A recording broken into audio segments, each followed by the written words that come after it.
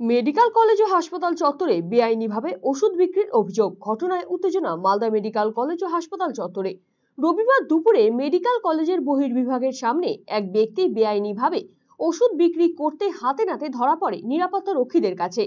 কোনো মতে ওষুধ ফেলে পালিয়ে যান ওই ব্যক্তি। ইতিমধ্যে অভিযোগের ভিত্তিতে ঘটনা তদন্ত শুরু করেছে মালদা মেডিকেল কলেজ কর্তৃপক্ষ। পুরো ঘটনা তদন্ত করা হচ্ছে। অভিযোগের ভিত্তিতে উপযুক্ত ব্যবস্থা নেওয়া হবে বলে জানিয়েছেন মেডিকেল কলেজের সুপার প্রসেনজিৎ বর। আমি খোঁজ নিয়ে দেখলাম যেরকম একটা ঘটনা ঘটেছে এবং ওষুধ নাকি কোনো একটা পেশেন্ট পার্টির কাছ থেকে পাওয়া গেছে।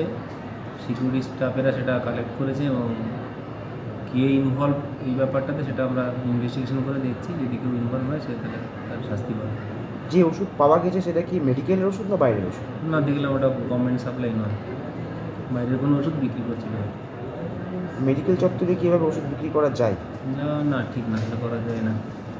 আপনারা কিছু কোনো ব্যবস্থা নিচ্ছেন, কোনো অ্যাকশন? আমরা খোঁজ নিয়ে দেখছি কে বিক্রি করছিল। তাদের সিকিউরিটি তাকে পায়নি, সে সম্ভবত পালিয়ে গেছে। আর ওষুধটা সিকিউরিটি ওরা আমাদের পেশেন্ট বাড়ির কাছ থেকে বাজার করেছে। বাকিটা আমরা ইনভেস্টিগেশন করে দেখছি।